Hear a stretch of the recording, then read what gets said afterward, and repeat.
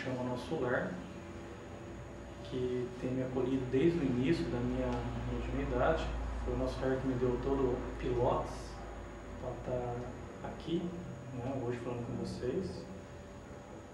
Faço palestras também, administro palestras em vários centros e sou um dos coordenadores do COEM, que é um grupo voltado ao estudo da mediunidade. Okay? Como que a gente percebe que realmente a nossa vida começa a ter uma influência do mundo espiritual, né? Sendo que a nossa vida é tão séria, a gente realmente tem um dia muito tumultuado, a gente passa mais desapercebido do nosso cotidiano, do nosso dia a dia, do que realmente tendo ciência de cada coisa que a gente está fazendo. A gente começa a adquirir o que a gente chama de piloto automático. Esse piloto automático, ele passa a ser a grande porta, né, de acesso das influências espirituais, onde a gente passa realmente a sofrer muitas sugestões e às vezes entender de maneira errônea, porque no impulso, uma determinada situação, a gente expressa de maneira negativa, rancorosa, agressiva, né?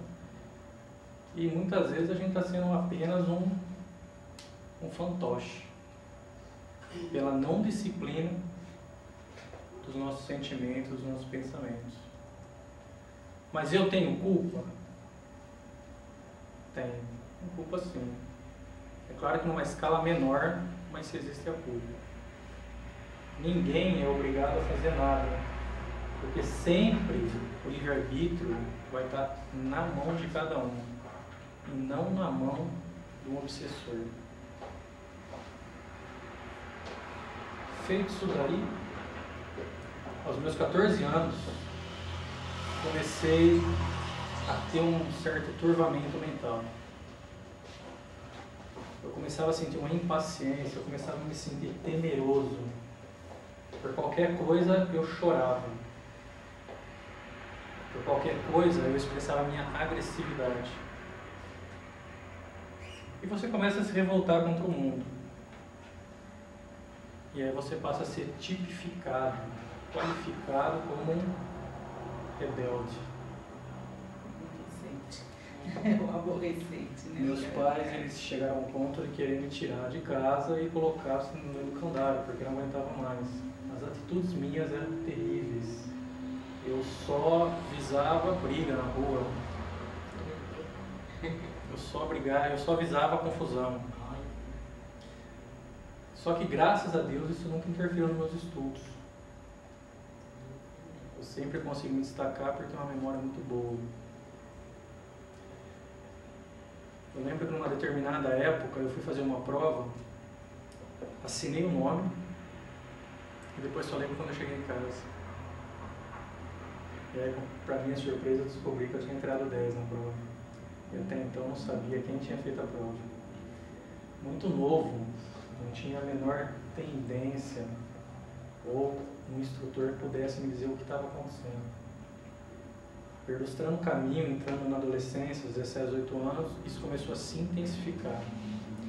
De que forma? Visões.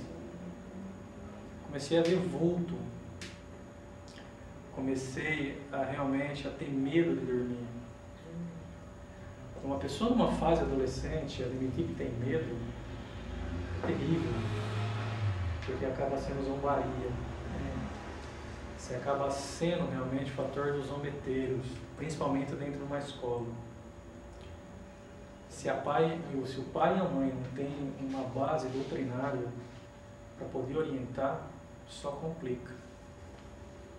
Porque acaba dando respostas inexpressivas, ou pior ainda, respostas agravantes. Passado isso daí, eu procurei grupos de estudo. E encontrei um grupo chamado Gnose, Movimento Gnóstico Cristão. Foi a minha primeira experiência espiritualista. Eu fiz as fases da gnose e comecei a entender como funcionava um pouco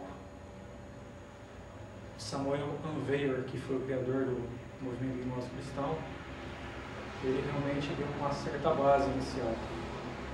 Mas a gnose ainda não melhorou meus problemas.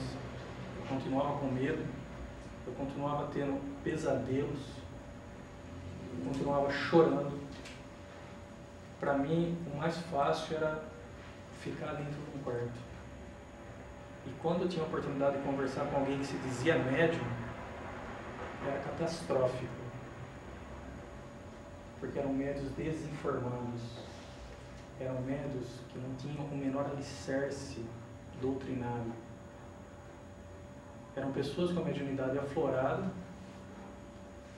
pior ainda, descabida para a situação, fazia disso um fator de remuneração, pela lei da atração, nada podia andar junto com eles, né?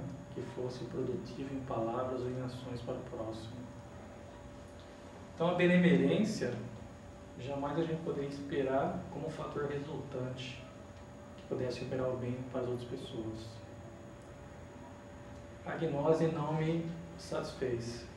Eu dei um pulinho para uma outra religião chamada Seixonoye, espiritualista, maravilhosa em seus contextos. Mas ainda não estava dando certo. Aí eu já estava na faculdade. Quando na faculdade a coisa piorou, longe de casa, você realmente fica em um ambiente diversificado, é uma miscelânea de pessoas que convivem com você, são pessoas viciadas nos seus mais diferentes graus, e você se vê ali à mercê.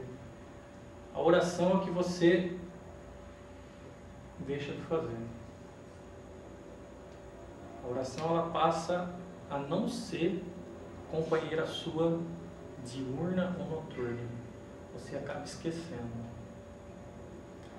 E essa foi a época que eu mais sofri.